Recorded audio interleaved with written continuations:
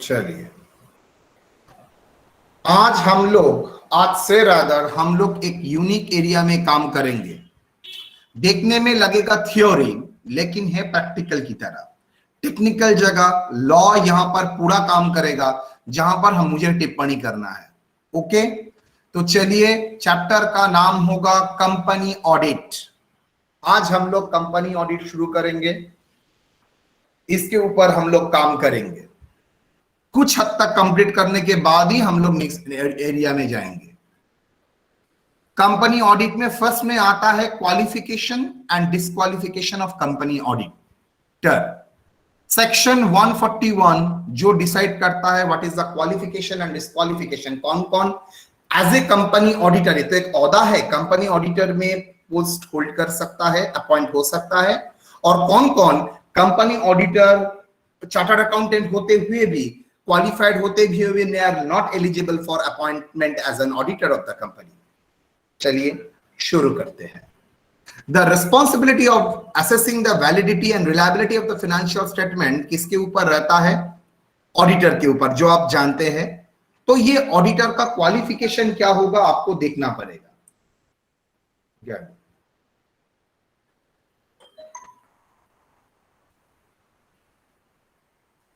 इन macro economics का xerox कौन पढ़ाता है? जेरोक्स देखे।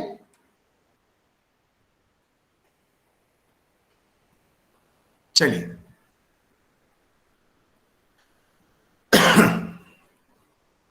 Qualification of a company auditor under section 140। Sir थोड़ा जूम कीजिए ना sir.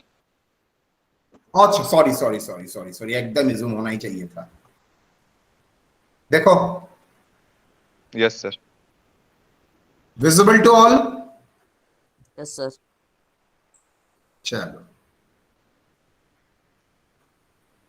an individual shall be eligible for appointment as an auditor of the company only if he is a chartered accountant with COP। देखिए, COP word 141 में नहीं लिखा है, लेकिन CA का रेगुलेशन में लिखा है until and unless बंदे को सर्टिफिकेट ऑफ प्रैक्टिस है, not I am saying that certificate of membership, certificate of practice नहीं है, तब तक वो कंपनी का चार्टर्ड अकाउंटेंट अपॉइंट नहीं हो सकता। इसका मतलब सर, आप इंडिविजुअल होते हुए भी, आप चार्टर्ड अकाउंटेंट होते हुए भी, आपके पावर अथॉरिटी नहीं है कि आप सर्टिफिकेट ऑफ आप कंपनी का ऑडिटर बन सकते हैं, बिकॉज आपके पास सीओपी सर्टिफिकेट ऑफ प्रैक्टिस नहीं है, सर्टिफिकेट ऑफ प्रोफेशनल प्रैक्टिस मेरे पास नहीं है। दूसरा, a firm all LLP, I think semester 2 में आपने LLP पढ़ा था, limited liability partnership, hopefully semester 1 not semester 2। A firm और LLP limited liability partnership shall be eligible for appointment as an auditor of the company। क्या बोल रहा है? A firm, individual तो अपॉइंट हो ही सकता है, फर्म और LLP वो भी कंपनी का ऑडिटर बन सकता है। फर्म और LLP का एग्जांपल याद है, मैंने आप लोगों को 4 फर्म का नाम बताया था, बहुत सारे फर्म है, मैं 4 फर्म का नाम आप लोगों को बताया था। कैन यू रिमेम्बर क्या क्या? Yes sir. क्या क्या बोलो तो? Sir, Deloitte, PwC, Armstrong young, KPMG। तो रे एंड रे बंगाल में है, रे एंड रे फर्म, चैटर्जी फर्म, ये सब क्या है? फर्म है। ये पार्टनरशिप फर्म है, मतलब यहां पर एक चार्टर्ड अकाउंटेंट नहीं रहता है, एटलीस्ट 200 चार्टर्ड अकाउंटेंट से, और वो भी है तो चार्टर्ड अकाउंटेंट 2000, लेकिन सब पार्टनर नहीं है, प्रोबेबली पार्टनर होंगे 20-25, 30 पार्टनर है। वो LLP फॉर्म में बिजनेस चलाते हैं, लिमिटेड लायबिलिटी पार्टनरशिप। नॉर्मली हम लोग जानते हैं पार्टनरशिप में लायबिलिटी बहुत ज्यादा है, लेकिन और एक फॉर्म होता है बिजनेस का जिसका नाम होता है LLP, लिमिटेड लायबिलिटी पार्टनरशिप। तो लिमिटेड लायबिलिटी पार्टनरशिप फॉर्म में वो लोग बिजनेस चलाते हैं। तो ये फर्म और LLP shall be eligible for appointment as an auditor of the company only if the majority, more than 50% of its partner are chartered accountants with a certificate of practice, and only those person shall be authorized to act and sign as an auditor on the behalf of the firm. क्या बोल रहा है? Partnership firm और LLP firm company का auditor बोल के appointment लिख सकता है, वही partnership firm and LLP eligible होगा जिसका majority of partner, I think majority का मतलब आप लोग जानते हैं, कंपनी में 10 अगर पार्टनर है तो एटलीस्ट मेजॉरिटी मतलब 6 पार्टनर क्या होना चाहिए? Must be a charter accountant with a certificate of practice. बाकी चार सीए भी हो सकता है, सीएमए भी हो सकता है, नॉन सीए भी हो सकता है, उसमें कोई प्रॉब्लम नहीं है। सीए विदाउट सीओपी भी हो सकता है, लेकिन मेजॉरिटी ऑफ द पार्टनर को सीओपी होना चाहिए और वो भी सीए एंड सीओपी होना चाहिए।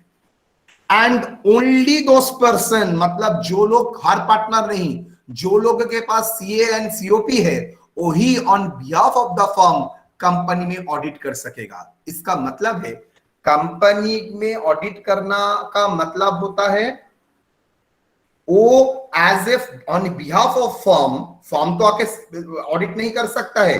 फर्म के बिहाफ पे कौन काम करेगा? फर्म के बिहाफ के मान लीजिए राहुल शाह वहां पर आके साइन करेगा, वो डेलॉयट का पार्टनर है। डेलॉयट का पार्टनर होने का कारण के वजह से वो अल्टीमेटली साइनिंग अथॉरिटी बनेगा on behalf of the firm. लेकिन कंडीशन, राहुल शाह को क्या होना पड़ेगा? उसको चार्टर अकाउंटेंट तो हो ही सकता है, उसके साथ उसको सीओपी मतलब सर्टिफिकेट ऑफ प्रैक्टिस का सर्टिफिकेट लेना पड़ेगा, तभी वो अपॉइंट हो सकता है एज ए चार्टर अकाउंटेंट। तो फिर से आते हैं, what is the qualification of the firm? ध्यान से दिमाग लगा के, 2 जगह से फर्म अपॉइंटमेंट हो सकता है। एक इंडिविजुअल होना चाहिए having CA with a COP, charter accountant with a certificate of practice. दूसरा, फर्म एंड एलएलपी भी कंपनी का ऑडिटर बन सकता है। कंडीशन 2 है। फर्स्ट कंडीशन क्या बेटा? बोलो। Majority of the partner, that is the key word, majority of the partner is a CA with COP. दूसरा condition, that such member who is a CA with a COP only eligible to appoint as a auditor, to work as a auditor, rather to act and sign as a auditor. Form तो आके sign नहीं कर सकता है, तो किसी को chartered accountant का तो साइन लगेगा। बोल रहा है वही बंदा एज ए ऑडिटर एक्ट करेगा। ऑडिटर तो फर्म है, लेकिन उसके बिहाफ में तो कोई एक्ट करना पड़ेगा, तो वही ऑडिटर जिसके पास सीए विद सीओपी है वही एक्ट करेगा, वही सिग्नेचर करेगा as a auditor on the behalf of firm. Clear और not my dear? Yes sir. Done. चलिए, तो इंडिविजुअल क्या होना चाहिए? CA with COP. Majority form और एलएलपी के लिए क्या होना चाहिए? Majority of the partner.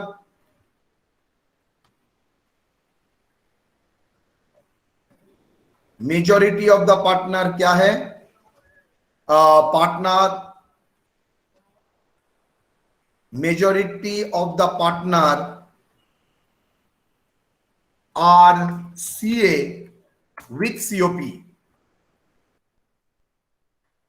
Only the CA with COP can act and sign as auditor, sign on behalf of the firm. Clear or not, my dear? Yes sir. Yes sir.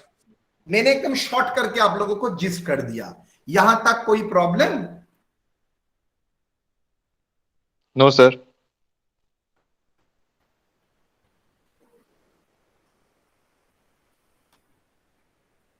दूसरा, तो I think qualification सबका clear? Yes sir. Yes sir.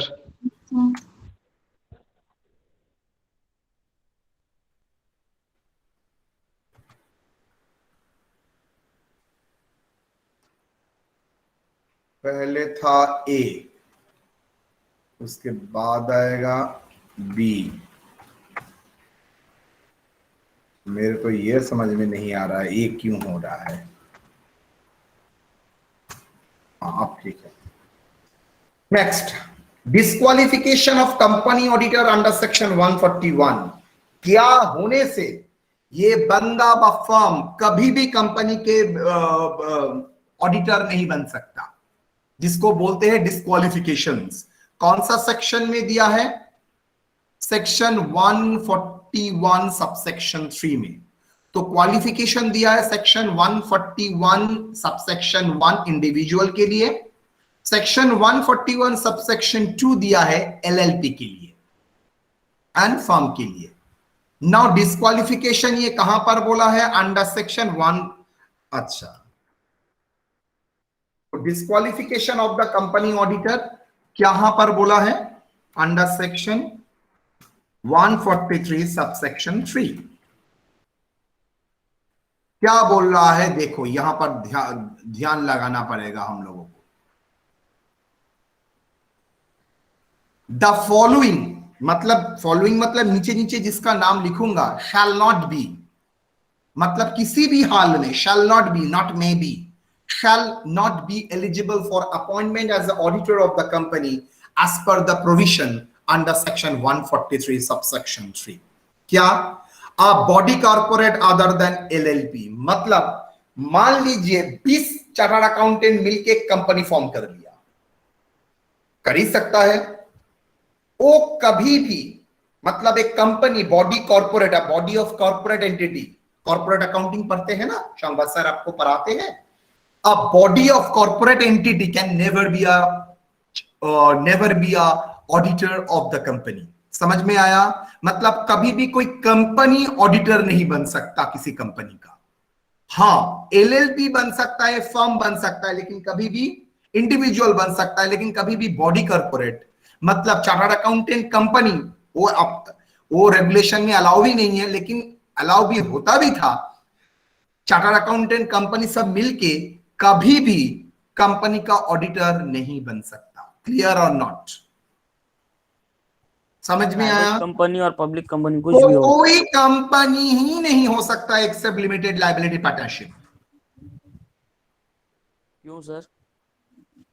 Company का कोई liability नहीं होता है, सब company के ऊपर होता है।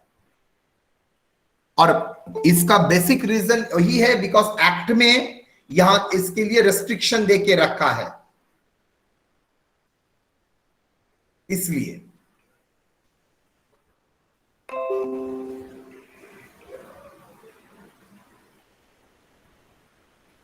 डन? मतलब डिस्क्वालिफिकेशन में फर्स्ट आता है कोई बॉडी कॉर्पोरेट, मतलब कोई company can not act as the auditor of the another company other than LLP. Clear language? Yes, sir. चलो, यस सर। अच्छा, अब्दुल ज्वाइन किया, रेगुलर क्लास में आता है, इसलिए मैं एक लाइन ऐड कर देता हूं। हम लोग ऑडिटर का क्वालिफिकेशन एंड डिस्क्वालिफिकेशन पढ़े हैं।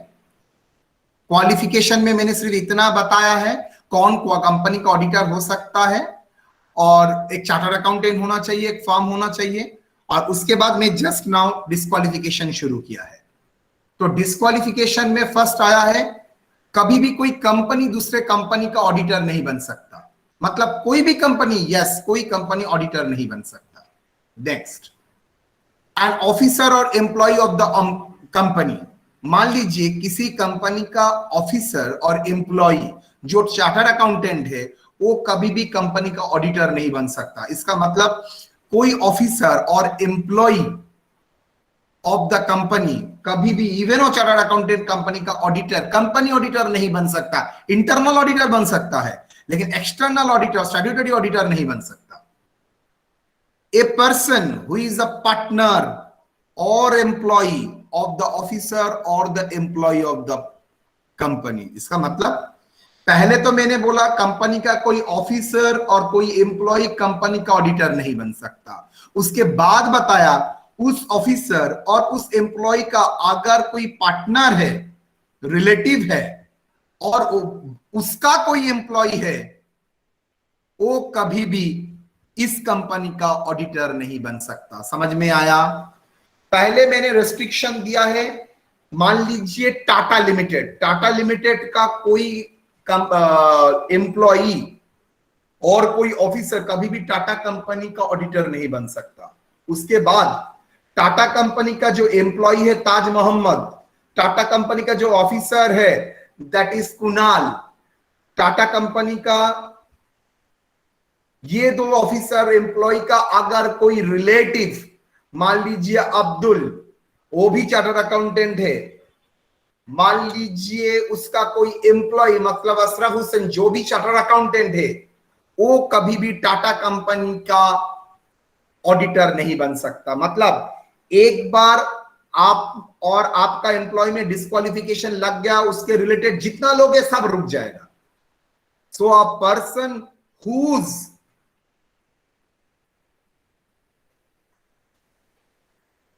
relative is a director or key managerial personnel, a person whose relative is a director or key, oh sorry, ulta bataya, a person who is a partner or employee of an officer or employee of the company are not eligible. Next, a person whose relative is a director or key managerial person, इसका मतलब employee, officer के बारे में तो बोल दिया था, अब मैं बोल रहा हूं कंपनी का डायरेक्टर, कंपनी का की मैनेजिंग पर्सनल, इसका कोई रिलेटिव भी कंपनी ऑडिटर में नहीं आएगा। पहले बताया था उसका कोई पार्टनर एंड एम्प्लॉय, उसके बाद इसका रिलेटिव को भी डाल दिया, की मैनेजरियल पर्सनल का डायरेक्टर का रिलेटिव कभी भी ऑडिटर नहीं बन सकता। A person who is in full time employment, a person who is in full time employment का मतलब a person who is in full time employment का मतलब क्या है? मतलब जो दूसरा जगह में फुल टाइम नौकरी करता है इन अनदर ऑर्गेनाइजेशन,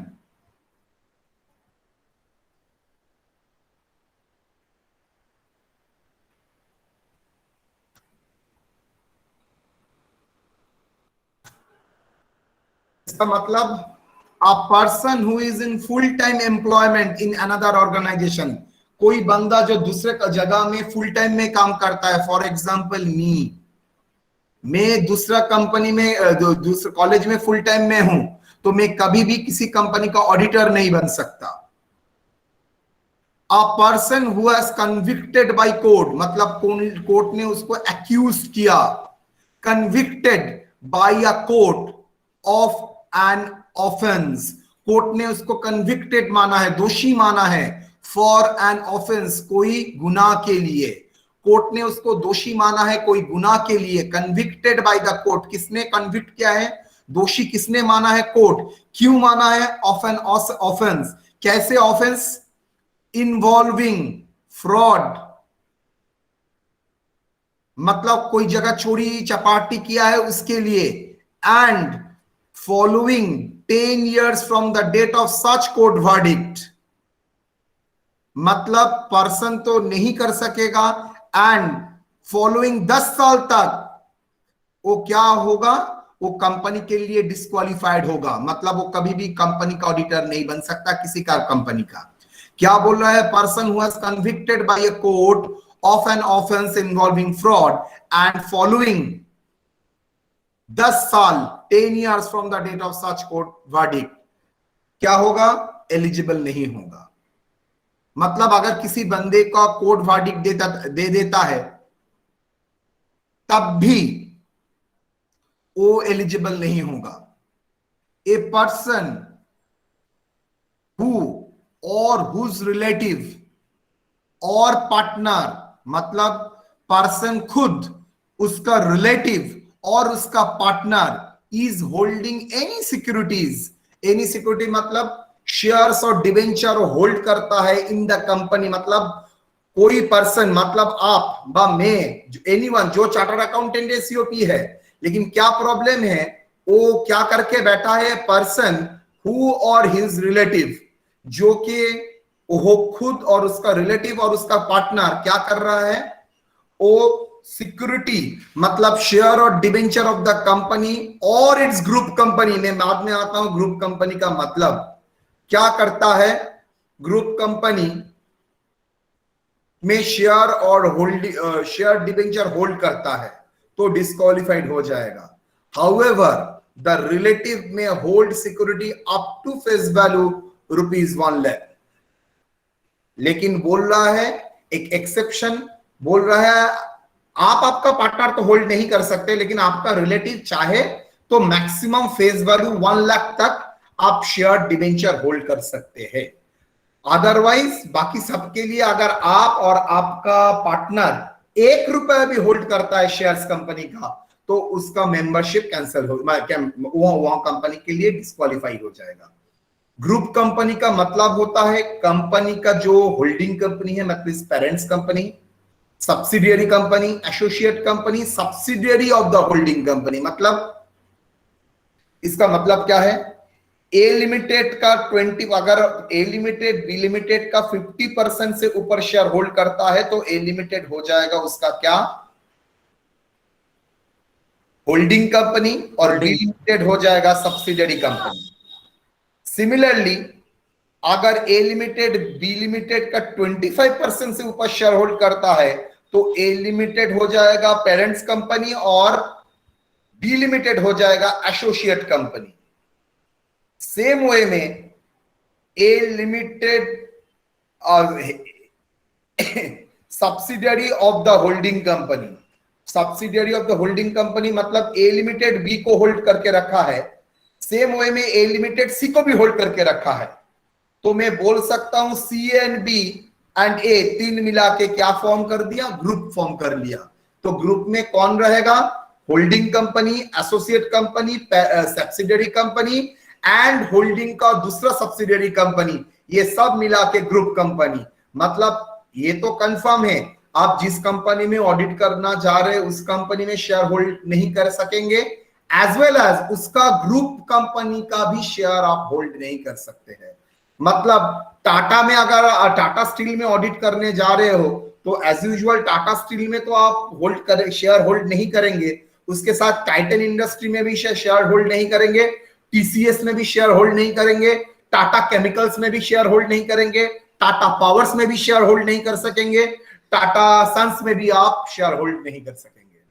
मतलब आप किसी जगह में शेयर होल्ड नहीं कर सकेंगे। Not only the company, also in the group company, not only in the company, also its group company. A person who or whose relative or partner is holding any securities, shares and debenture in the company or its group company.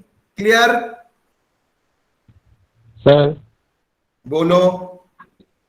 Sir share hold करना और company में audit करना ये क्या relation है इसका? मैंने chapter 1 में ही पढ़ाया था, class number 2, that is a concept of independence. आप इंडिपेंडेंट ओपिनियन देंगे। आप अगर कंपनी का ऑडिटर है तो आप थोड़ी कंपनी का शेयर होल्डर है, मतलब आप इनडायरेक्टली मालिक है। इट इज पॉसिबल आप कंपनी के खिलाफ लिखेंगे वो तो आपका कंपनी का मैलाइन करेंगे तो आपका शेयर का वैल्यू सॉल्व करेगा। कोई बंदा पागल ऐसा करेगा अगर जो शेयर होल्डर हो तो? नो, कभी भी कोई नहीं कर सकता है। दैट्स वाई इतना इंडिपेंडेंस के लिए इतना स्ट्रिक्ट रेजिम फॉलो करके रखा है। नेक्स्ट, अ पर्सन हु और हुज रिलेटिव और a partner is indebted. Indebted मतलब पैसा लेके रखा है, उधार लेके रखा है, क्या ऋणी है, टू द कंपनी और its group company above 5 lakh. जो 5 लाख और उससे अधिक पैसा कंपनी से ऋण लेके रखा है। हु इज इंडेटेड मतलब ऋणी, जो पर्सन कर्ज लेके रखा है, हु वो पर्सन खुद, उसका रिलेटिव और उसका पार्टनर, वो इंडेटेड टू द कंपनी है और its group company above ₹5 lakh से ऊपर। सेम, एक हुआ 6 शेयर्स ऑन डिबेंचर, दूसरा है लोन लेके रखा है 5 लाख के ऊपर, तीसरा a person who or who his relative or partner has given guarantee to the company or its group company in respect of third party borrowing in excess of ₹1 lakh। मतलब यहां पर कंपनी लोन नहीं दे रहा है, company क्या कर रहा है, गारंटी दे रहा है।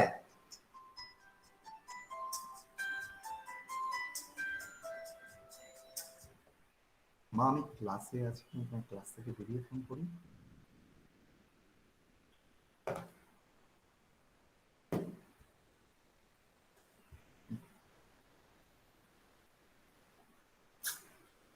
হ্যাঁ বলো, কখন গেছে? এইমাত্র? কখন গেছে? ঠিক আছে, আমি একটু পরে ফোন করছি, আমি ক্লাসে আছি, তারপরে তোমাকে ফোন করবো, ঠিক আছে?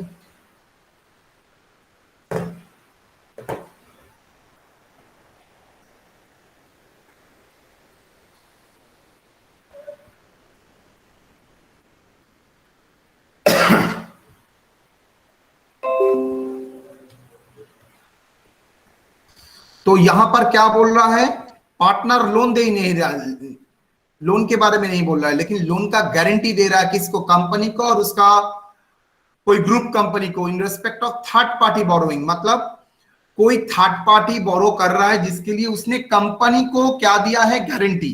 मतलब मान लीजिए क्या बोल रहा है, मान लीजिए आपने क्या किया, कंपनी को से उधार नहीं लिया, किसी दूसरा कोई कंपनी से उधार लिया है, उसके लिए गारंटी लगना पड़ता है। आपने और आपका रिलेटिव ने और आपका पार्टनर ने उस कंपनी में, उस कंपनी मतलब जहां से उधार ले रहे हो उस कंपनी में गारंटी ले लिया। अगर उस कंपनी में गारंटी दे देते हैं तो उस कंपनी में कभी भी आप ऑडिट नहीं कर सकते जब तक ये गारंटी मौजूद है। अ पर्सन और a firm who has a business relationship, मतलब मान लीजिए जो फर्म और अ पर्सन और फर्म जिसके साथ कंपनी का बिजनेस रिलेशनशिप है और उसका ग्रुप कंपनी के साथ बिजनेस रिलेशनशिप है, तो वो कभी भी कंपनी के लिए ऑडिटर नहीं बन सकता, बिकॉज उसका इंडिपेंडेंस क्वेश्चनेबल हो जाएगा। A person directly or indirectly render any services referred under section 144 to the companies or its group company। मतलब वो पर्सन डायरेक्टली खुद और इनडायरेक्टली क्या करता है, ऐसा कोई सर्विस देता है जो कंपनी में प्रोहिबिटेड है, ऐसा ऑडिटर के लिए प्रोहिबिटेड है, ऐसा कोई सर्विस अगर दे देता है तो कंपनी का ऑडिटर नहीं बन सकता, उस कंपनी में ऑडिटर नहीं बन सकता। Third, a company or a partner of a firm holding appointment as a company auditor for more than 20 companies, अगर वो कंपनी और as a partner of the firm वो ऑलरेडी 20 कंपनी से ज्यादा क्या कर रहा है, 20 कंपनी तक ऑडिट करता है, कर रहा है, तो वो 21 कंपनी को क्या नहीं कर सकता है, ऑडिट नहीं कर सकता है। नाउ 20 तक उसका है, 20 तक वो अलाउ है, 20 से ज्यादा आप नहीं कर सकेंगे। आप खुद 400 ऑडिट कर बैठेंगे तो बाकी ऑडिटर लोग तो बिना खा के मरेगा।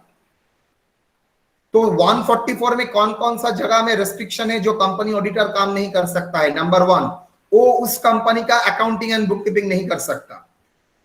एक्सटर्नल ऑडिटर कभी भी इंटरनल ऑडिटर का काम नहीं कर सकता उस कंपनी में, दूसरा कंपनी में कर सकता है, लेकिन दूसरा कंपनी उसका ग्रुप कंपनी नहीं होना चाहिए।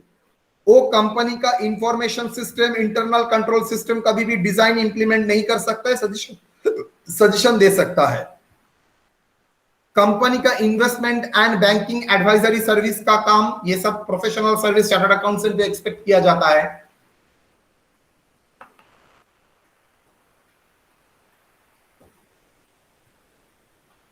वो नहीं कर सकेगा। मैनेजमेंट सर्विसेज वो नहीं कर सकेगा, मैनेजमेंट सर्विसेज वो नहीं कर सकेगा, एक्चुरियल सर्विसेज वो नहीं करेगा। तो ये सब एक्चुरियल मैंने कहा याद बोला था, आपको बताया लास्ट क्लास में, याद है मैंने प्रोविडेंट फंड कैलकुलेशन में बोला था, ग्रेचुइटी कैलकुलेशन में कंपनी ऑडिटर को दूसरे के काम के ऊपर रिलाई कैसे करना पड़ता है, एक्चुरियल आके क्या करता है, इसका एस्टिमेट करके जाता है। तो ये काम चार्टर्ड अकाउंटेंट अगर सीखता है, चार्टर्ड कॉमर्स का स्टूडेंट भी एक्चुरियल साइंस लेके पढ़ता है, वो भी काम कर सकता है, एक्चुरियल सर्विस दे सकता है। तो अगर वो ये सर्विस देता है तो ये कंपनी में अगर वो ये सर्विस देता है तो कंपनी का ऑडिटर नहीं बन सकता। तो उसको डिसाइड करना पड़ेगा वो क्या ये सर्विस देगा और नहीं देगा। नाउ इफ आफ्टर अपॉइंटमेंट, मान लीजिए सर जब अपॉइंटमेंट हुआ था तब ये प्रॉब्लम नहीं था, लेकिन आफ्टर अपॉइंटमेंट अगर an auditor attract any of the above disqualification, appointment के बाद अगर ऑडिटर अट्रैक्ट हो जाता है any of the above disqualification, he shall vacate his office as company auditor. Such vacation is treated as casual vacancy. इसका मतलब क्या हुआ? इसका मतलब हुआ वो ऑडिटर होने के बाद अगर जितना मैंने डिस्क्वालिफिकेशन आपको बोल दिया वो एक्चुअली सर्विस देने लगा, कंपनी के पास, कंपनी को दूसरे के लोन के लिए गारंटी दे दिया है, तब 20 से ज्यादा हो गया, तब उसको ये कंपनी का ऑडिटर छोड़ना पड़ेगा और ये उसको और जो पोजीशन खाली हो जाएगा उसको माना जाएगा कैजुअल वैकेंसी। ये कैजुअल वैकेंसी के बारे में बाद में चर्चा करेंगे, लेकिन इस ये पोजीशन को कंपनी का ऑडिटर को तो रिजाइन देना पड़ेगा, तो उसका पोजीशन कौन होल्ड करेगा? तो ये जो वैकेंट हो गया इसका नाम है कैजुअल वैकेंसी। कैसे इसका कैजुअल वैकेंसी को फिलअप करेंगे उसके बाद चर्चा बाद में होगा। तो बोलिए डिस्क्वालिफिकेशन में एनी प्रॉब्लम? तो क्या क्या डिस्क्वालिफिकेशन है? फर्स्ट, कोई कंपनी का दूसरे कंपनी का ऑडिट नहीं कर सकेगा। दूसरा, कंपनी का कोई ऑफिसर एंड एम्प्लॉय कंपनी का ऑडिटर नहीं बन सकेगा। तीसरा, उस ऑफिसर और एम्प्लॉय का कोई रिलेटिव, कोई एम्प्लॉय उस कंपनी का क्या नहीं बन सकता? कोई पार्टनर नहीं बन सकता। चौथा, कंपनी का कुछ एनी पर्सन जिसका रिलेटिव और डायरेक्टर वो मतलब एनी पर्सन जो कि रिलेटिव है, कोई इसका डायरेक्टर और की मैनेजरियल पर्सन का रिलेटिव है, वो कभी भी ऑडिटर नहीं बन सकता उस कंपनी के लिए। ए person who is in full time engagement auditor नहीं बन सकता। जो पर्सन जो क्या है, कोर्ट से कन्विक्टेड हो चुका है for the offence of fraud, तो वो कंपनी का ऑडिटर नहीं बन सकता। कमिंग 10 years भी वो नहीं बन सकता। अ पर्सन हु और हिज रिलेटिव और अ पर्सन अगर कंपनी का शेयर और डिवेंचर होल्ड करता है तो कंपनी का ऑडिटर नहीं बन सकता है तब, बट रिलेटिव 1 लाख तक शेयर होल्ड करता है तो तब भी ऑडिटर बन सकता है। नेक्स्ट, कंपनी और उसका रिलेटिव और पार्टनर, कंपनी और उसका ग्रुप ऑफ कंपनी में अगर ऋणी है, मतलब वो लोन लिया है 5 लाख, तब वो ऑडिटर नहीं बन सकता। A company who or whose relative or partner has given guarantee to the company or the group of company for the loan by borrowing in respect of third party in excess of 1 lakh, 1 lakh से ज्यादा हो गया और उसके ऊपर अगर आप guarantee देते हैं इस बोरोइंग का कंपनी को, तो आप कंपनी का ऑडिटर नहीं बन सकते। एनी पर्सन वो डायरेक्टली और इनडायरेक्टली क्या करता है, कंपनी को ऐसा कुछ सर्विस देता है जो 144 में मेंशन है, तो ऑडिटर नहीं बन सकता। कंपनी का ऑडिटर और पर्सन और अ फर्म जो 20 से ज्यादा ऑडिट करता है तो वो भी कंपनी का ऑडिटर नहीं बन सकता। ये फर्म के बारे में रेस्ट्रिक्शन नहीं है, फर्म का पार्टनर जिसके नाम पे ऑडिट वर्क हुआ है, एक्चुअली फर्म तो ऑडिटर होता है लेकिन किसी का नाम पे होगा ना, उसी नाम को बोला जाएगा पार्टनर के नाम पे। तो पार्टनर के नाम पे 20 ऑडिटर मैक्सिमम आप ले सकते हैं, 20 कंपनी ऑडिट ले सकते हैं। बाकी बैंक ऑडिट, इंटरनल ऑडिट के कोई लिमिट नहीं है। कंपनी ऑडिट के लिए as a statutory auditor maximum 20। देखिए, पर्सन मतलब जो साइन करेगा वो maximum 20 that is the person, that is individual.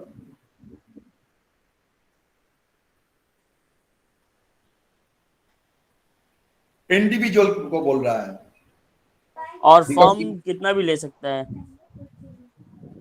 Form कितना भी ले सकता है इसका मतलब फॉर्म अनलिमिटेड ले सकता है, पर एक पार्टनर मैक्सिमम 20 कंपनी में ही साइनिंग कर सकता है। यस, तो फॉर्म को अगर 200 लेना है तो फॉर्म को कितना लोग लेना पड़ेगा? 10। तो 10 लोग नहीं, 10 चार्टर्ड अकाउंटेंट विद सीओपी को पार्टनर बनाना पड़ेगा, एम्प्लॉय नहीं। एम्प्लॉय तो 20,000 हो सकता है। बोलिए, एनी डाउट यहां तक? सर फर्म ऑडिटर कैसे बन सकता है सर? फॉर्म, तुम लोग 10 स्टूडेंट हो, 10 चार्टर्ड अकाउंटेंट बन गए,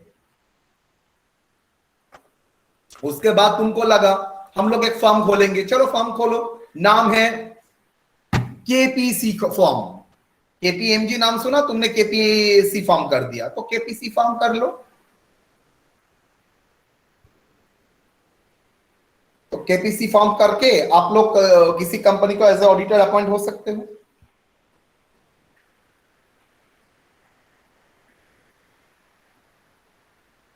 ठीक है। Yes sir. Sir point number ई जो है, हाँ। तो वो सर क्यों सर फुल टाइम मतलब जो एम्प्लॉयमेंट रहेगा वो क्यों नहीं कर सकता ऑडिट? ना, इसका ये तो कंपनी एक्ट में लिखा है, इसके पहले भी मैं बता देता हूं, कंपनी ऑडिट लिखने से पहले उसको तो सीओपी लगेगा, वो तो सीओपी ले ही नहीं सकेगा, इंस्टीट्यूट तो उसका सीओपी कैंसिल कर देगा जैसे ही फुल टाइम एम्प्लॉयमेंट में है। मेरा सीओपी नहीं है, मेरा सिर्फ मेंबरशिप है, मैं खुद को चार्टर्ड अकाउंटेंट बोल सकता हूं, नॉट इन प्रैक्टिस। जो ऑलरेडी फुल टाइम एंगेजमेंट में है वो कैसे कंपनी का ऑडिटर होगा? डिस्क्वालीफाई करके रखा है कंपनी एक्ट ने, बोला नहीं बाबू आप नहीं कर सकते सिंस आप फुल टाइम एम्प्लॉयमेंट है। इसका इनडायरेक्टली एक रीजन भी है, आप फुल टाइम काम भी करेंगे, सीए का भी पैसा लेंगे, ये तो महा मुश्किल हो गया आपका। सर इतना सारा रेस्ट्रिक्शन रहेगा? तो बहुत मुश्किल होता होगा सर क्वालिफाई करना। हाँ, उसके बाद भी ठीक होगा, कोई प्रॉब्लम नहीं है।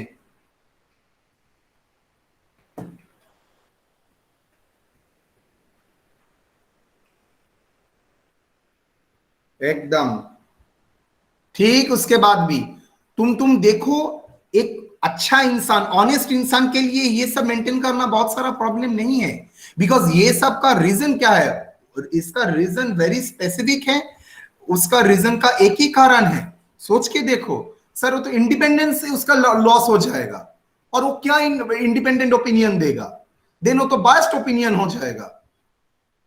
आप लोग कॉलेज में आके अगर मेरे पाँव पकड़ के प्रणाम किए, जो लोग पाव रिलीजियंस में पाँव में प्रणाम नहीं है, चेयर छोड़ के उठ जाते हैं, वो क्या ऑडिट करेगा? सोच के देखो, अगर आपने ऑडिट में मेरे खिलाफ ही आपके नाम पे कुछ आया, जो सर ने ही फर्जरी कुछ किया है, आपका हाथ उठेगा लिखने में? जो लोग मुझे इतना प्यार करते हैं, वो लोग मेरे खिलाफ अगेंस्ट में जब कोई रिपोर्ट देगा, पॉसिबल होगा? No sir. वो तो कान में आके मुझको बोलेगा सर आप इधर से उधर कर लीजिए, मैं वो साइन नहीं देखूंगा। प्यार करता है तो बायस्ड ओपिनियन हो गया। तब उसको क्या करना चाहिए? ऑटोमेटिकली उसको बोलना है disclaimer opinion, I can audit, मुझे ऑडिट छोड़ना पड़ेगा, बा दूसरा कुछ तरीका सोचना पड़ेगा। ठीक है। Yes sir. चलो, now manner of appointment.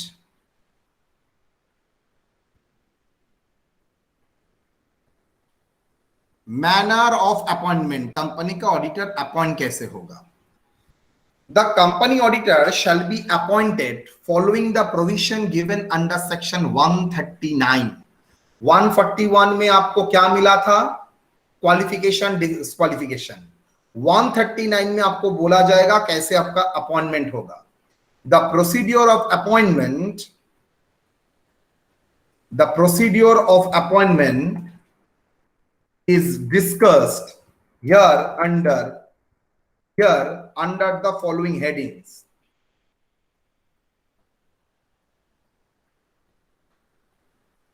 First, appointment of the first auditor of the company. First appointment कैसे होगा?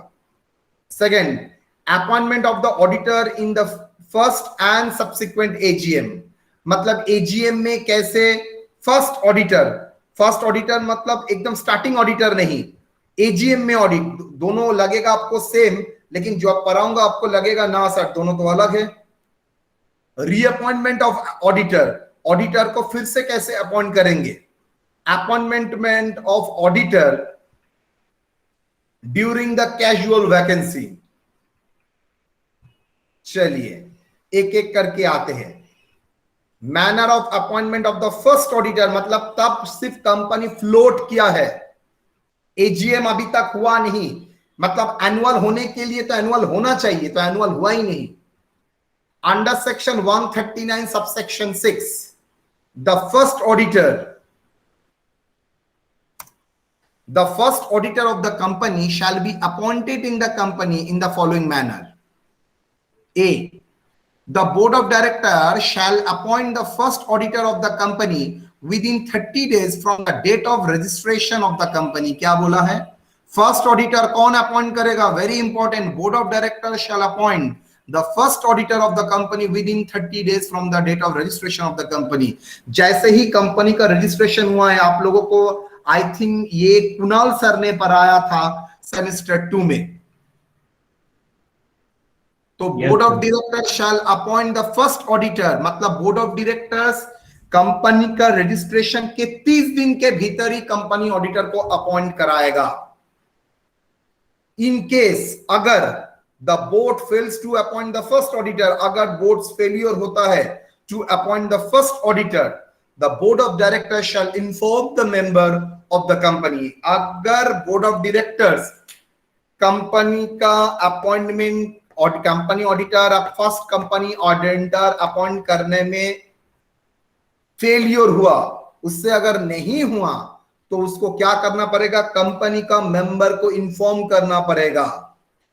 नाउ सब्सिक्वेंटली उसके बाद, मतलब उस इंफॉर्मेशन के बाद, members of the company shall appoint the first auditor of the company within 90 days at an extraordinary general meeting। मतलब EGM calculate call करके बोर्ड ऑफ डायरेक्टर्स 90 डेज के भीतर क्या करेगा? फर्स्ट ऑडिटर को अपॉइंट करेगा। अगर बोर्ड ऑफ डायरेक्टर्स फेलियर हुआ, तो बोर्ड ऑफ डायरेक्टर्स फेलियर हुआ तो कंपनी का जो डायरेक्टर है, कंपनी का जो मेंबर्स है, वो लोगों को इन्फॉर्म करना पड़ेगा, और वो लोग 90 डेज के भीतर क्या करेगा? उसको अपॉइंट करेगा। किसको अपॉइंट करेगा? फर्स्ट ऑडिटर को अपॉइंट करेगा। The first auditor shall hold the office as an auditor. Hold the office मतलब होल्ड द कौन सा ऑफिस? ऑफिस मतलब जो काम वो करने के लिए अपॉइंट हो रहा है, मतलब एज ए ऑडिटर का ऑफिस, वो तो एक ऑफिस होता है कंपनी का। The first auditor shall hold office, मतलब ऑफिस मतलब काम, इसका इंग्लिश में बोला जाता है hold the office as a office. The first auditor shall hold office as an auditor of the company till the conclusion of the first annual general meeting। जब तक फर्स्ट एजीएम कंप्लीट नहीं होता है तब तक वो होल्ड करके रखेगा, बिकॉज जैसे ही एजीएम होगा उसके तुरंत बाद क्या हो जाएगा? उसका पोजीशन छोड़ना पड़ेगा, उसके बाद दूसरा कंपनी का ऑडिटर अपॉइंट होगा। तो ये था फर्स्ट ऑडिटर का पोजीशन। तो फर्स्ट ऑडिटर कौन अपॉइंट करेगा? सर बोर्ड अपॉइंट करेगा। Very good. बोर्ड अपॉइंट करने के बाद दिमाग में सोचो, सर बोर्ड अपॉइंट करेगा तो इसमें कोई प्रॉब्लम नहीं है। कितना दिन के भीतर? 30 डेज। कौन सा डेट से? रजिस्ट्रेशन से डेट से। अगर वो फेलियर हुआ तो कंपनी का शेयर होल्डर को, मेंबर्स को इन्फॉर्म करेगा, इतला करेगा। मेंबर लोग 90 डेज के भीतर ईजीएम कॉल करके कंपनी ऑडिटर को अपॉइंट करेगा। अगर company auditor, first auditor appoint होने के बाद फर्स्ट ऑडिटर अपना जो ऑफिस है वो कब तक होल्ड करेगा? जब तक first annual general meeting, not AGM, first AGM complete नहीं होता तब तक वो होल्ड करेगा। उसके बाद न्यू कंपनी का ऑडिटर अपॉइंट हो जाएगा जो फर्स्ट ऑडिटर नहीं है। बोलिए, यहां तक कोई प्रॉब्लम? सर मेंबर्स जो 90 डेज में अपॉइंट करेंगे, 90 डेज कहाँ से लेंगे सर? 90 डेज जब से वो इन्फॉर्म करेगा। 30 डेज के भीतर नहीं होगा तो इन्फॉर्म कर देगा 30 डेज के बाद। 30 डेज को बात करके ना? हाँ।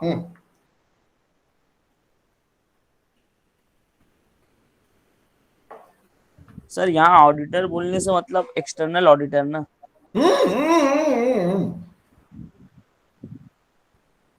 ऑलवेज एक्सटर्नल बा स्टैट्यूटरी ऑडिटर। पूरा provision he external and statutory का ऑडिटर का है। सर डी पॉइंट बताइए। फर्स्ट जो ऑडिटर अपॉइंट हुआ है वो कब तक ऑफिस होल्ड करके रखेगा? Till the conclusion of first AGM, जब तक फर्स्ट एनुअल जनरल मीटिंग हो तो कॉल करना पड़ेगा, तो फर्स्ट एनुअल जनरल मीटिंग जब तक कंप्लीट नहीं होता है तब तक वो अपना ऑडिटर का पोस्ट होल्ड करके रखेगा। उसके बाद न्यू अपॉइंट ऑडिटर अपॉइंट हो जाएगा और वो छोड़ देगा उसका पोजीशन। क्यों छोड़ेगा सर? अब तो दूसरा लोग अपॉइंटमेंट होगा ना। तो सर वो भी तो ऑडिटर की तरह काम कर रहे हैं ना, तो वो क्या हाँ जरूरत है ना, करने की? प्रोविजन में बोला है सिर्फ फर्स्ट ऑडिटर, बिकॉज उसका ओरिजिनल अपॉइंटमेंट बोर्ड किया था, तो उसका टेन्योर बहुत कम दिन का है। वो कंप्लीट हो जाने के बाद, बिकॉज उस टाइम वो कंपनी का ऊपर कोई काम नहीं कर सकता, मतलब कंपनी का डिटेल्स में वो झांकेगा नहीं, बिकॉज उसका बोर्ड ऑफ डायरेक्टर्स उसने अपॉइंट किया है और एक्चुअली अथॉरिटी है बोर्ड ऑफ डायरेक्टर्स का नहीं, कंपनी का शेयर होल्डर का। लेकिन फर्स्ट एजीएम में बोर्ड ऑफ डायरेक्टर्स अपॉइंट कर सकेगा। ठीक है ठीक है सर। हाँ, ऑडिटर को सर हम लोग ईयर स्टार्टिंग में अपॉइंट करते हैं या एंड में? स्टार्टिंग में मतलब फर्स्ट ऑडिटर को तो मैंने बोल दिया, बाकी ऑडिटर के बारे में अभी तक नहीं बोला, बोलूंगा। सर जैसे ऑडिट तो करता है सर फाइनेंशियल स्टेटमेंट्स का, तो वो तो सर ईयर एंड में ही करने से हो। ना, तुम गलत सोच रहे हो। अभी तक मैंने फाइनेंशियल स्टेटमेंट उसका ऑडिटर के बारे में नहीं बोला है, अभी तक सिर्फ फर्स्ट ऑडिटर के बारे में बोला है। सब शुरू हुआ है और वो भी रजिस्ट्रेशन कंप्लीट हुआ है। इसके कंपनी तो फ्लोट करने में टाइम लगेगा, सिर्फ रजिस्ट्रेशन हुआ है, उसके 30 दिन के बाद भीतर ही आपको ऑडिटर का अपॉइंटमेंट करना पड़ेगा।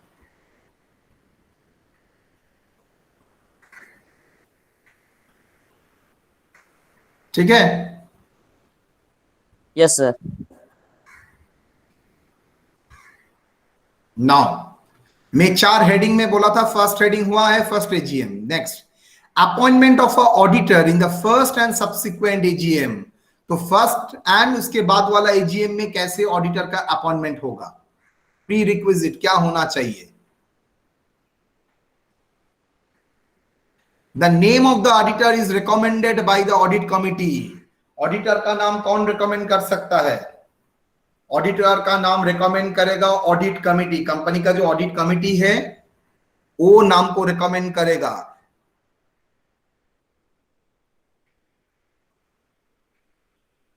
कौन? Audit committee and board of director before the member of the company in AGM. देखो फर्स्ट एंड सेकंड लाइन पढ़ने से ही आपको आ रहा है, audit committee and board of director एक साथ मिलके, audit committee and board of directors एक साथ मिलके नाम प्रपोज करेगा। किसका? कंपनी ऑडिटर का नाम प्रपोज करेगा। कहां पर? मेंबर को। कहां पर? In annual general meeting. After considering the following parameters. क्या क्या देखने के बाद? फर्स्ट, उसका क्वालिफिकेशन। दूसरा, उसका प्रोफेशनल एक्सपीरियंस, कितना बड़ा बड़ा फर्म में कंपनी में काम किया है। तीसरा, उसके अगेंस्ट में कोई डिसिप्लिनरी प्रोसीडिंग्स पेंडिंग है और नहीं, मतलब हो सकता है फ्रॉड और उल्टा पुल्टा काम में उसका नाम, नेग्लिजेंस के बारे में ऊपर उसका कोर्ट में और इंस्टीट्यूट में काउंसिल में उसके अगेंस्ट में खिलाफ केस चल रहा है, तो ये सब डिसिप्लिनरी प्रोसीडिंग्स उसके खिलाफ जो पेंडिंग है वो देखने के बाद ही वो नाम सजेस्ट करेगा। The proposed auditor shall furnish to the following. जो ऑडिटर का नाम प्रपोज होगा वो कंपनी में ये फॉलोइंग चीज देगा। First, his written consent for the such an appointment. उसका लिखित सम्मति जो वो कंपनी का ऑडिटर होना चाह रहा है। मैंने अपॉइंटमेंट दे दिया और उसके बाद वो बोल रहा है नहीं नहीं नहीं मैं नहीं जाऊंगा, इससे नहीं होगा। दूसरा, qualification to appoint as a company auditor under section 1. अच्छा, a certificate that an appointment is made shall be as per the provision of law relating to। एक उसको सर्टिफिकेट देना पड़ेगा। क्या? Certificate that the appointment is made shall be as per the provision of law relating to। first, qualification to appointment as a company auditor। उसको written certificate देना चाहिए, लिखना पड़ेगा दैट क्या देगा? क्वालिफिकेशन उसका वो डिस्क्वालिफाइड नहीं है, वो क्वालिफाइड है, within the maximum limit to take the assignment as company auditor. मतलब ये 20 जो मैंने बोला था, हो सकता है कंपनी को कैसे पता चलेगा वो 20 ना लिया है ना 25 लिया है, उसको रिटर्न कंसेंट देना पड़ेगा। Terms provided in the act में जो जो लिखा है, list of proceedings going on against him, मतलब उसके खिलाफ क्या क्या प्रोसीडिंग्स, कानूनन प्रोसीडिंग्स चल रहा है, वो भी उसको लिखित सर्टिफाइड करना पड़ेगा। उसके बेसिस में ही ऑडिटर अपॉइंट हो सकता है, मतलब that are the prerequisites. तो प्री रिक्विजिट्स में कंपनी ऑडिटर का नाम रिकमेंड करेगा, audit company and board of directors to the member in AGM. वो जब नाम रिकमेंड करेगा, क्वालिफिकेशन, प्रोफेशनल एक्सपीरियंस और उसका खिलाफ जो डिसिप्लिनरी प्रोसीडिंग्स चल रहा है वो चेक करेगा। The proposed auditor shall furnish to the company, जिसका नाम प्रपोज हो रहा है वो कंपनी को पेपर देगा दो। फर्स्ट उसका रिटन कंसेंट मतलब कंपनी में ऑडिटर बनना चाहता है, इसके ऊपर उसको क्या देगा, एक सर्टिफिकेट देगा। दूसरा रिटन सर्टिफिकेट, और एक रिटन सर्टिफिकेट देगा दैट इज उसका विद इन द लिमिट हुआ है as per the terms provided in the companies act. Companies act में जो जो बोला है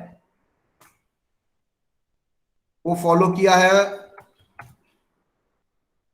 list of the proceedings against going on, तो ये सब उसको देना पड़ेगा। Now what are the statutory provision?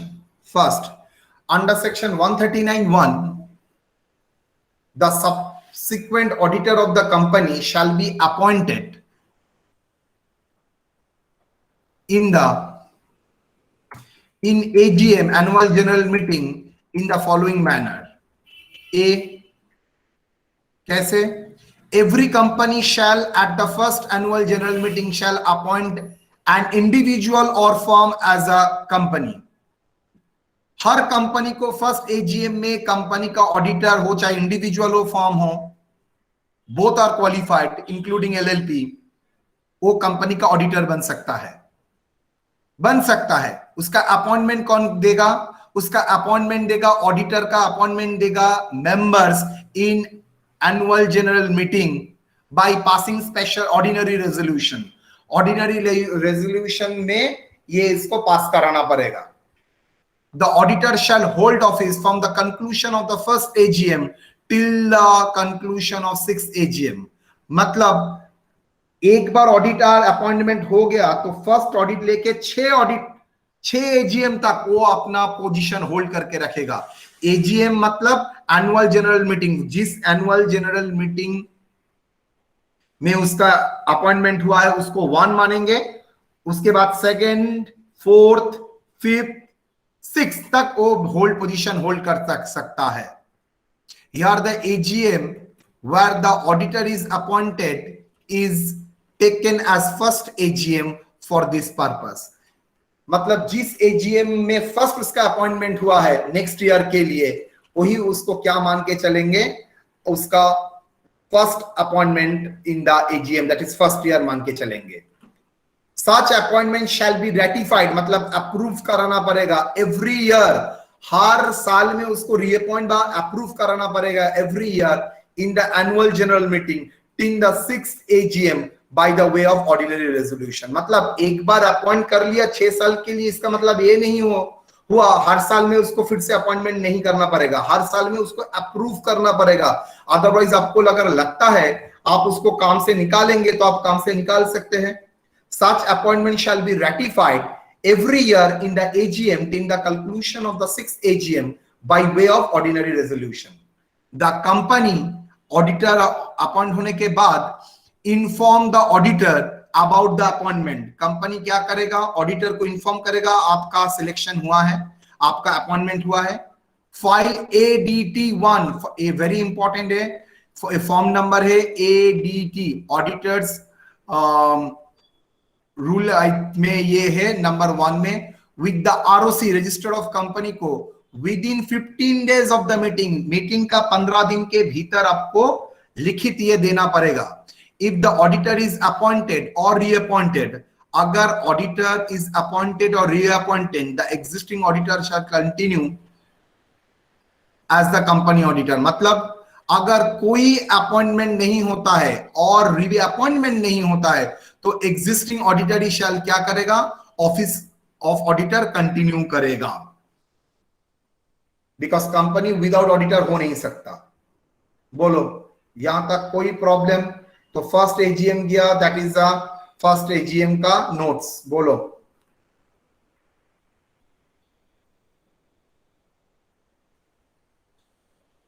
Sir हाँ, एक बार किसी का जैसे पीरियड खत्म हो गया 5 साल, तो वो फिर रीअपॉइंट होगा?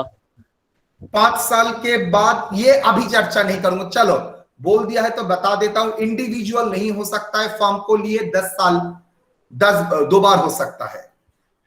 इंडिविजुअल सुनी लीजिए, इंडिविजुअल 5 साल रहने के बाद उसको फिर से 5 साल चुप्पी रहना, सो जाना पड़ेगा, जिसको बोलते हैं कूलिंग पीरियड।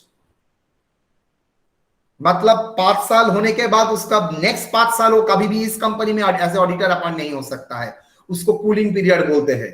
फर्म के लिए 10 साल है, जो इसके लिए 5 साल है, लेकिन कूलिंग पीरियड 5 साल ही है। लेकिन वो मैक्सिमम 2 टर्म के लिए आता है और एक टर्म 5 साल के लिए। सर एक ऑडिटर 20 से ज्यादा ऑडिट क्यों नहीं कर सकता? 20? देखो अगर एक ही ऑडिटर सब करेगा तो बाकी ऑडिटर क्या मक्खी मारेगा?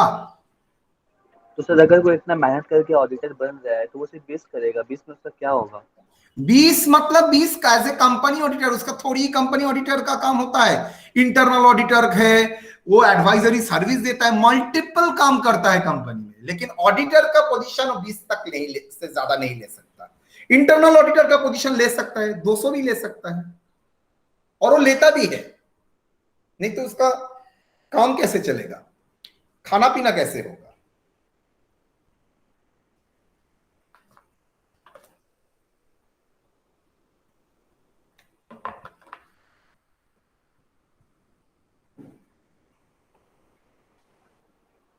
आप ऑडिटर क्यों नहीं बने सर?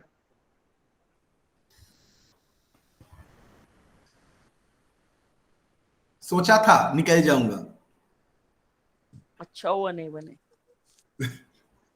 लेकिन अच्छा तो हुआ, बट सर ना आप बने क्यों नहीं? ना रीजन वही एक ही था। रादर तब मैं कॉलेज में, मैं तुम लोगों को बोला था, तो मैं कॉलेज में नौकरी कर फुल टाइम जॉब में था। कॉलेज के नौकरी मुझे मिल गया था। उसके बाद मैंने पीएचडी कंप्लीट करने के बाद मैंने सीए किया, सी फाइनल को कंप्लीट किया। मैंने सोचा था ना, और क्या डॉक्टरेट और पीएचडी हो गया, उसके बाद क्या करने से क्या होगा, और क्या नहीं करूंगा। मेरा स्टूडेंट मुझको एनकरेज किया, स्टूडेंट मतलब जिस टाइम मेरा ट्यूशन पढ़ाता था प्रीवियस कॉलेज में, तो वो लोग मुझे एनकरेज किया। तो बोले सर आप क्यों नहीं कंप्लीट करेंगे? तो चलिए मैंने बैठ गया, मैंने कंप्लीट कर लिया। बहुत पढ़ना पड़ा। मैं आप लोगों को एक दिन स्टोरी बताऊंगा। कॉलेज में उस टाइम किसी ने, नाम नहीं बोलूंगा अभी, कैसे मेरे साथ मतलब बाज दे के रखा था। चलो रिकॉर्डिंग हो रहा है और नहीं बोलूंगा अभी। सर वो ऑडिटर, पूरा लाइफ में 20 ऑडिट कर सकता है?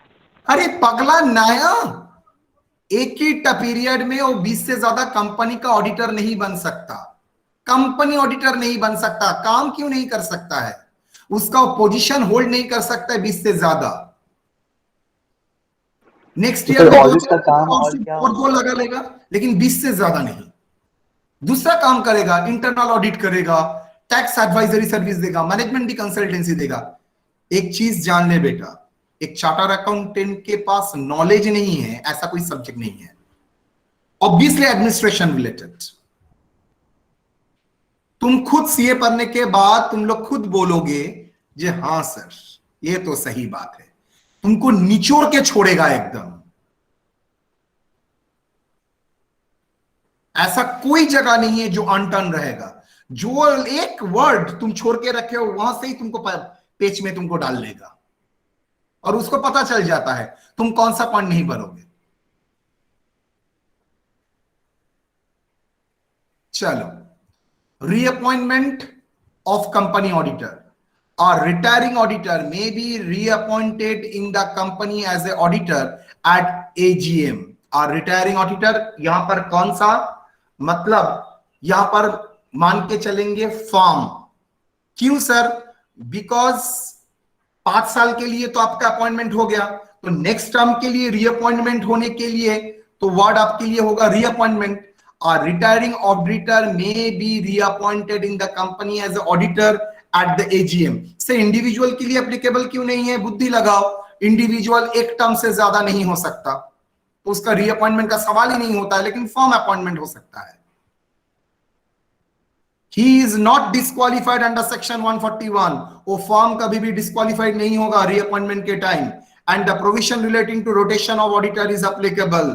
रीअपॉइंटमेंट के टाइम दिमाग में रखना पड़ेगा भाई, अगर फॉर्म है तो 10 साल कंप्लीट नहीं होगा, और अगर इंडिविजुअल है उसका 5 साल से ज्यादा नहीं होगा, मतलब एक टर्म से ज्यादा नहीं होना चाहिए. ये बात कर रहा है reappointment relating to the firm, not individual, because individual को एक टर्म से ज्यादा अपॉइंटमेंट मिल ही नहीं सकता, फर्म को 2 टर्म तक मिल सकता है. तो 2 टर्म के टाइम अपॉइंटमेंट करने के टाइम आप देख लीजिएगा भाई, उसका तो डिस्क्वालिफिकेशन कुछ प्रॉब्लम क्रिएट नहीं कर रहा है. तो he has not given notice to the company about the unwillingness of reappointment, मतलब he in the sense firm, the firm has not given the notice to the company about the unwillingness for the reappointment. वो ऐसा कोई notice नहीं दिया होगा जो मुझे auditor नहीं बनना है, मुझे ऑडिटर छोड़ के जाना है. No resolution has been passed in AGM. कोई रेजोल्यूशन ऐसा पास नहीं करेगा that a new auditor shall be appointed, दूसरा कोई ऑडिटर अपॉइंटमेंट होगा. B, such retiring auditor shall not be reappointed. ऐसा कोई रेजोल्यूशन एजीएम में पास नहीं होगा जहां पर बोला गया है a new auditor shall be appointed, और दूसरा such retiring auditor shall not be reappointed, मतलब जो ऑडिटर छोड़ के जा रहा है वो फिर से रीअपॉइंट नहीं होगा. ऐसा कोई रेजोल्यूशन आपने लेके नहीं रखा है. क्लियर? तो ये था आपका रीअपॉइंटमेंट का प्रोविजन ऑफ कंपनी ऑडिटर. आप इंडिविजुअल पॉइंट ऑफ व्यू से भी सोच सकते हैं और रिटायरिंग पार्टनर के point of view, sorry firm के पॉइंट ऑफ व्यू से भी सोच सकते हैं. Now, last, filling of casual vacancy.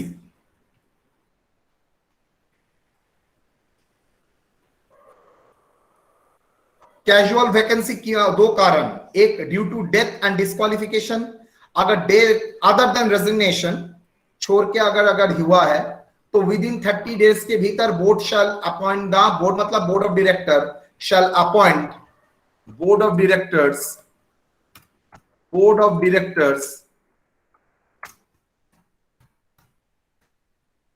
shall appoint the company auditor and hold the office till the conclusion of next AGM. मतलब वो कितना दिन तक रहेगा?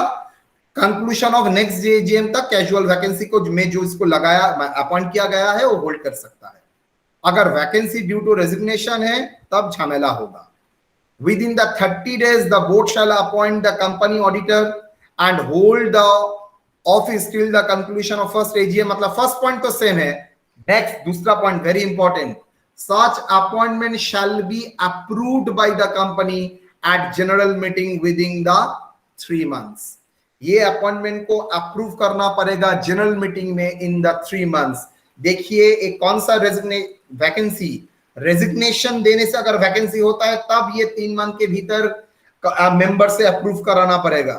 लेकिन डेथ डिस्क्वालिफिकेशन के लिए अगर होता है, इसका मतलब ये रेजिग्नेशन अदर देन रेजिग्नेशन है, तो यहां पर बोर्ड तो अपॉइंट करेगा, इसको रेटिफाइड मतलब अप्रूव बाय द बोर्ड कराने की जरूरत नहीं पड़ेगा. चलो यहां तक मैंने अपॉइंटमेंट बोल दिया. यहां पर मैं स्टॉप करूंगा बिकॉज कल का क्लास में मैं रोटेशन ऑफ ऑडिटर के बारे में एंड रिमूवल ऑफ ऑडिटर्स के बारे में बात करूंगा. यहां तक कोई डाउट? यहां तक कोई डाउट? No sir. चलिए बी पॉइंट यहाँ एक बार बोलिए तो कौन सा?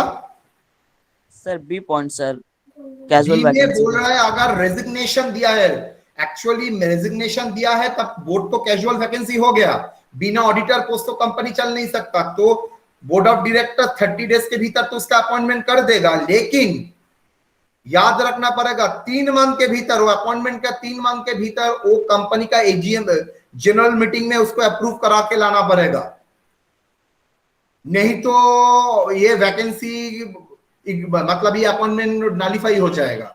सर इसके लिए स्ट्रिंग क्यों रूल रखा? रेजिग्नेशन एंड डेथ डिस्क्वालिफिकेशन में प्रॉब्लम है। डेथ एंड डिस्क्वालिफिकेशन ये किसके पॉइंट ऑफ व्यू से होता है? ऑडिटर का पर्सनल पॉइंट ऑफ व्यू से। रेजिग्नेशन देता तो रेजिग्नेशन ऑडिटर ही है, लेकिन इसका कारण क्या होता है? नॉर्मली 2 कारण हो सकता है, उसका पर्सनल रीजन हो सकता है और दूसरा और एक रीजन हो सकता है कंपनी में ऐसा घपला उसने देखा है, उसको डर लग रहा है मैं फंस जाऊंगा, तो वो डायरेक्टली रेजिग्नेशन दे दिया है। तो ये रेजिग्नेशन क्यों दिया है वो तो लिखित देगा, वो बोर्ड में अप्रूव कराना पड़ेगा। दैट्स व्हाई ये रेजिग्नेशन जैसे है उसमें 3 मंथ का प्रोविजन डाल के रखा है। हर चीज का कॉर्पोरेट अकाउंट में रीजन होता है, तुम जितना पढ़ोगे तुमको उतना कलर उसका समझ में आएगा। और सर एजीएम अगर 3 महीना से ज्यादा दूर हुआ मैंने एकदम एजीएम नहीं बोला है, मैंने जनरल मीटिंग बोला है। ओ भाई ये भी हो सकता है, ईजीएम भी हो सकता है। तो एजीएम कर लेगा ना? हाँ ठीक। और कुछ? No sir. चलिए जी,